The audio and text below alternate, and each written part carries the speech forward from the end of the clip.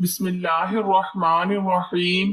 حضرت ایوب علیہ السلام بھی اللہ تعالیٰ کے مشہور و معروف اور برگزیدہ نبی گزرے ہیں، اور ایک طرف آپ علیہ السلام کی زندگی مصائب و علم پر ہے تو دوسری طرف صبر و استقامت، تسلیم و رضا، توکل علی اللہ جیسے اوصاف سے آپ علیہ السلام کی تاریخ نظر آتی ہے۔ چنانچہ آج بھی عام طور پر لوگوں میں صبر ایوب علیہ السلام مشہور ہے۔ حق تعالیٰ نے اسی وصف کی وجہ سے قرآن پاک میں ان الفاظ میں تذکرہ فرمایا، ہم نے ایوب علیہ السلام کو بہت صبر کرنے والا پایا۔ گویا صبر کا لقب آپ علیہ السلام کو حق تعالیٰ نے دیا۔ اس کے علاوہ حضرت ایوب علیہ السلام کو بہت اچھا بندہ تھا کا لقب بھی اللہ تعالیٰ کی طرف سے عطا کیا گیا، لیکن اللہ تعالیٰ نے اپنا مکرم نبی کو جن القاب و خطاب سے نوازا، اس کے مقابلے میں عوام نے آپ علیہ السلام کی تاریخ کو افسانہ بنا دیا اور آپ علیہ السلام کے صحیح حالات معلوم کرنا دشوار ہو گیا۔ آپ علیہ السلام کا زمانہ رسول اللہ صلی اللہ علیہ وسلم سے 21 صدیاں پہلے بیان کیا جاتا ہے۔ آپ علیہ السلام انبیاء بنی اسرائیل کے ایک فرد اور حضرت اسحاق علیہ السلام کی اولاد میں سے ہیں، گویا حضرت ابراہیم علیہ السلام کی خاندان کے چشم و چراغ ہیں۔ آپ علیہ السلام بڑے غریب پرور اور مہمان نواز تھے جو حضرت ابراہیم علیہ السلام سے ورثے میں ملی تھی۔ قرآن مجید میں آپ علیہ السلام کا تذکرہ چاروں صورتوں میں آیا ہے۔ آپ علیہ السلام کے 7 بیٹے اور 7 بیٹیاں تھیں، 1000 اونٹ، 1000 بکریاں، 500 غلام اور 500 اہل و عیال تھے۔ آپ علیہ السلام اس وقت مالداروں میں شمار ہوتے تھے اور ہر وقت خدا کی یاد میں مشغول رہتے اور شکر گزاری کرتے۔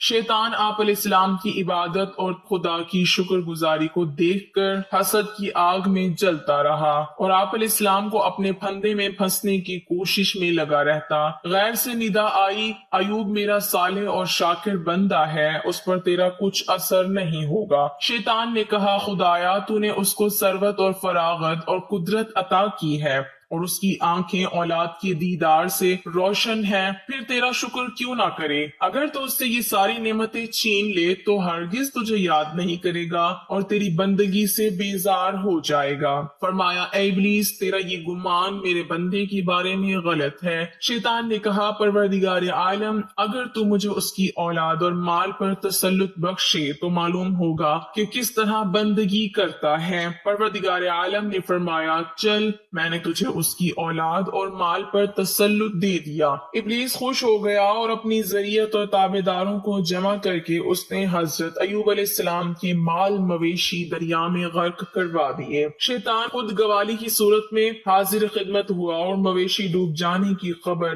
دی۔ حضرت ایوب علیہ السلام نے فرمایا، خدا کا شکر ہے جس نے اپنے فضل سے دیا تھا اور عدل سے واپس لے لیا۔ شیطان مایوس ہو کر اپنے ضد سے کہا، حضرت ایوب علیہ السلام کی زراعت اور خرمن کو آگ لگا دو۔ جب وہ سب جل کر راکھ ہو گئے تو شیطان نے آ کر کہا، آپ علیہ السلام نماز میں لگے ہوئے تھے اور ادھر سب کے تو باغات جل کر فنا ہو گئے ہیں۔ حضرت ایوب علیہ السلام وہی جواب دے کر عبادت میں مشغول ہو گئے، بلکہ کمال دل جمی سے فارغ ہو کر عبادت کرنے لگے۔ شیطان مغون اور مضطرب ہو کر واپس ہوا اور اس طرح اس نے سب گھر بار کا سامان تباہ و برباد کر دیا۔ وہ ملعون ہر تباہی کی خبر حضرت ایوب علیہ السلام کو دیتا گیا، لیکن حضرت ایوب علیہ السلام پہلے سے بھی زیادہ دل جمی سے عبادت کرنے لگے۔ حضرت ایوب علیہ السلام کی سب اولاد ایک مکان میں تعلیم میں مشغول تھی۔ شیطان نے مکان ان پر گرا دیا اور فرزندان سعادت مند اس مکان کے نیچے دب کر جاں بحق ہو گئے۔ یہ خبر بھی شیطان نے حضرت ایوب علیہ السلام کو دے دی، پھر بھی حضرت ایوب علیہ السلام صابر و شاکر ہو کر عبادت میں مشغول رہے اور توکل کی رسید تھامے رکھی۔ ذرا پھر بھی آپ علیہ السلام کے مزاج میں تغیر نہ آیا۔ پھر خدا کا امتحان آپ علیہ السلام کے بدن پر آیا۔ شیطان نے کہا، یا خدا، اب مجھے اس کے بدن پر اختیار دے دے، پھر معلوم ہوگا یہ کس طرح عبادت کرتا ہے۔ پروردگار عالم نے فرمایا، بغیر زبان، دل اور کانوں کے میں نے تجھے تسلط دے دیا ہے، یہ بھی تو کر کے دیکھ لے۔ چنانچہ شیطان جادوگر کی صورت میں آیا اور آپ علیہ السلام کی ناک میں پھونک ماری، اس کی حرارت سے پورے بدن میں خارش شروع ہو گئی، جس سے گوشت پھٹنے لگا اور تمام بدن میں کیڑے پڑ گئے۔ لوگوں نے آپ علیہ السلام کو شہر سے باہر ایک جھونپڑی میں ڈال دیا، ہر کوئی آپ سے بیزار ہو گیا سوائے بی بی رحمت رضی اللہ تعالی عنہا کے۔ انہوں نے کمر بستہ ہو کر آپ علیہ السلام کی خدمت کی۔ جب سب مال و دولت ختم ہو گیا تو بی بی نیک بخت نے مزدوری شروع کر دی۔ آدھی مزدوری خدا کے نام حضرت ایوب علیہ السلام کی تندرستی کے لیے صدقہ دے دی اور آدھی مزدوری پر اپنا وقت گزارتی اور حضرت ایوب علیہ السلام کو کھلاتی۔ جب بھی مزدوری کے واسطے جاتی تو راستے میں شیطان کھڑا ہوتا اور کہتا رہتا، تو جوان اور صاحب جمال ہے، کس واسطے مزدوری کرتی ہے اور اپنی جوانی کو تو ایسے آدمی کی خدمت میں برباد کرتی ہے۔ مصر میں ایک دولت مند سردار ہے، اس بیمار کو چھوڑ دے، میں تجھ کو اس کے نکاح میں دے دوں گا اور تجھ کو اعلیٰ مقام تک پہنچاؤں گا۔ وہ بی بی پاک اعتقاد والی اس کی کسی بات کی طرف التفات نہ کرتی، بلکہ واپسی پر وہ سارا حال حضرت ایوب علیہ السلام کو سنا دیتی۔ حضرت ایوب علیہ السلام فرماتے، وہ ابلیس ہے تو اس کی باتوں میں مت آنا۔ ایک دن ابلیس طبیب کی شکل میں بی بی کے سامنے حاضر ہوا اور بی بی سے کہا، اس بیماری کا علاج گوشت، کھوک اور شراب ہے، اس کے بغیر کوئی علاج نہیں۔ اور بعض نے کہا کہ ایک دن بی بی نے اپنے تھوڑے سے سر کے بال کاٹ کر فروخت کر دیے تھے، شیطان تبھی آیا اور بی بی سے کہا، اس کا علاج میں کرتا ہوں لیکن شفا مجھ سے سمجھو۔ جب یہ بیماری لمبی ہو گئی تو حضرت ایوب علیہ السلام نے خدا کی بارگاہ میں فریاد شروع کر دی، جیسا کہ ارشاد باری تعالیٰ ہے، یاد کر ہمارے بندے ایوب علیہ السلام کا ذکر، جب اس نے اپنے رب کو پکارا کہ مجھے شیطان نے رنج اور دکھ پہنچایا ہے۔ حضرت ایوب علیہ السلام کو جب شیطان کی طرف سے خبریں پہنچی تو اس وقت انہوں نے خدا سے فریاد کی، اس سے پہلے کہ ان کو اتنی شدت کی بیماری دراز گزری تھی۔ انہوں نے فریاد تک نہ کی تھی۔ 18 سال تک اللہ تعالیٰ کے پیغمبر ایوب علیہ السلام دکھ درد میں مبتلا رہے اور اپنوں اور غیروں نے چھوڑ دیا۔ ہاں، آپ علیہ السلام کے دو مخلص دوست صبح و شام خیریت اور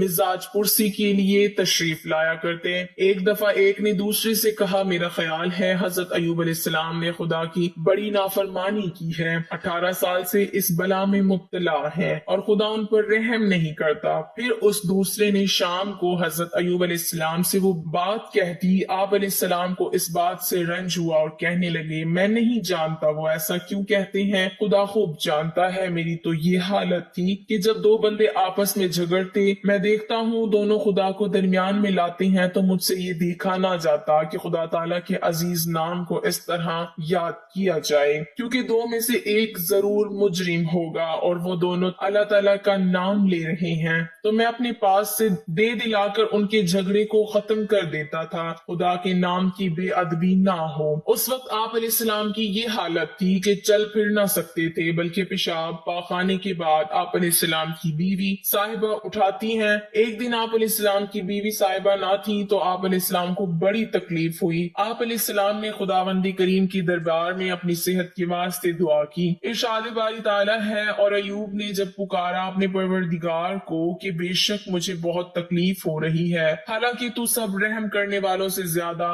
رحم کرنے والا ہے، پروردگار عالم نے آپ علیہ السلام کی فریاد کو منظور فرما لیا، جیسا کہ ارشاد ہے، بس قبول کیا اس کی فریاد کو اور دور کر دی ہم نے وہ تکلیف جس میں وہ مبتلا تھا، اور دیا ہم نے اس کو اہل اس کا، اور اپنی رحمت سے اتنا ہی اور دے دیا، اس لیے کہ عابدوں کے لیے یادگار ہے۔ حضرت ایوب علیہ السلام نے جب اللہ پاک کے دربار میں دعا کی، اللہ پاک نے ان کی دعا کو قبول فرمایا اور حکم ہوا کہ زمین پر اپنا پاؤں مارو۔ پاؤں لگتے ہی وہاں سے ایک چشمہ ابلنے لگا، جیسا کہ ارشاد باری تعالیٰ ہے، اپنا پاؤں مارو، یہاں نہانے کا ٹھنڈا اور پینے کا پانی ہے۔ پاؤں مارتے ہی چشمہ جاری ہو گیا، حکم ہوا اس کا پانی پی لو۔ جب پاؤں مارے تو دو چشمے جاری ہو گئے، ایک نہانے کے لیے اور دوسرا پینے کے لیے۔ نہانے سے بدن کے اوپر کی بیماری چلی گئی اور پینے سے اندرونی بیماری سب جاتی رہی، ظاہری اور باطنی عافیت اور کامل تندرستی حاصل ہو گئی۔ حضرت ایوب علیہ السلام نے اللہ پاک سے التجا کی، یا الہی تو ارحم الراحمین ہے، میری حالت پر رحم فرما۔ بی بی صاحبہ جب آئیں تو اس سے پہلے حضرت جبرائیل علیہ السلام عمدہ لباس پہنا کر حضرت ایوب علیہ السلام کو چلے گئے تھے۔ بی بی صاحبہ نے آ کر دیکھا کہ میرے شوہر تو کہیں نہیں اور کوئی تندرست نورانی چہرے والا آدمی بیٹھا ہے، وہ پہچان نہ سکی اور دریافت دریافت کرنے لگی، اے اللہ کے بندے، یہاں پر اللہ کے نبی جو دکھ درد میں مبتلا تھے، کیا آپ نے ان کو دیکھا ہے؟ واللہ جب وہ تندرست تھے تو آپ جیسے تھے۔ آپ علیہ السلام نے فرمایا وہ میں ہی ہوں۔ اس وقت بڑی خوشی سے بی بی صاحبہ نے فرمایا یہ کیسے ہوا؟ فرمایا خدا کا فضل آ گیا اور سارا واقعہ بیان فرمایا۔